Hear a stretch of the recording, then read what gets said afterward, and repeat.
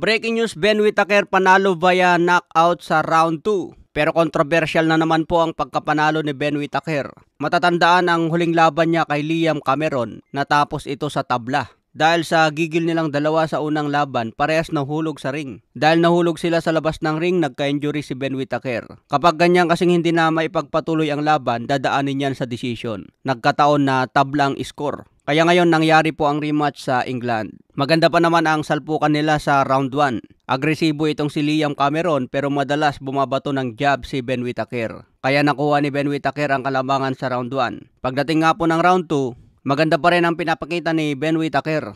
Habang umaabante naman itong si Liam Cameron, siyang nagbibigay ng pressure. Pero ang style kasi ni Ben Whittaker lumalaban ng patras. Medyo relax bumitaw ng jab si Liam Cameron. Kaya na-counter ito ng straight mga tol. Yung ginawa ni Ben Whittaker, slip, sabay counter ng straight. Tinamaan ng solid si Liam Cameron dito kaya nagrogi. Hindi pa naman siya agad bumagsak. Nagrogi lang siya at nasundan pa ito ng body shot. Kaya napatras si Liam Cameron sa lubid. Dito na niratrata ni Ben Whittaker. Itong referee naman mga tol masyadong kabado. Nakakadepensa pa naman si Liam Cameron pero inawat na kagad. Tinigil na agad ang laban sa round 2. Kaya naging controversial na naman ang panalo ni Ben Whittaker dahil early stoppage. Nakakadepensa pa naman si Liam Cameron. Hindi pa naman siya yung nabugbog na puro solid na ang tumatama sa muka. Maganda pa rin ang kanyang depensa at nakakatayo pa. Pero itong referee mga tol tinigil agad ang laban. Dapat dito inantay muna ng referee na bumagsak si Liam Cameron. Kasi kung makikita mga tol, hindi lahat solid ang patama ni Ben Whittaker.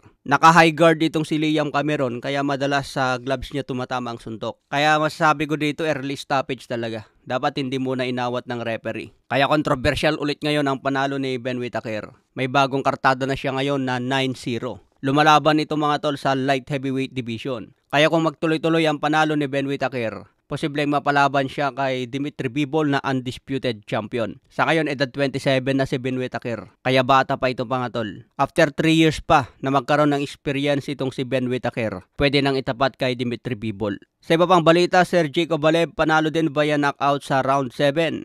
Sa edad na 42, bumalik ulit si Sergey Kovalev at nakalaban niya si Arthur Man. May kartada ito na 22 wins, 13 KOs, may 4 na talo. Sa pinakita ni Sergey Kovalev, edad 42 na ito pero malupit pa. Napakaganda ng tirada niya dito kay Arthur Man. Tinamaan niya ito ng uppercut, nasundan ng short left hook, nasundan pa ito ng right hook. Nagrogi dito si Arthur Man kaya bumagsak na kagad. Hindi na nakarecover si Arthur Man dito kaya natapos na via knockout sa round 7. Sa edad na 42 ni Sergey Kovalev, nagtala pa rin ng impresibong panalo. Ito na ang huling laban ni Sergey Kovalev mga tol dahil magre-retiro na sa boxing. Sa ngayon may kartada na 35 wins, 29 KOs, may 5 talo. Patatandaan po natin, tinalo ito ni Canelo Alvarez noong 2019. TKO ang inabot niya sa round 11. Kaya naging 4 division champion si Canelo Alvarez dahil tinalo niya noon si Sergey Kovalev sa light heavyweight division.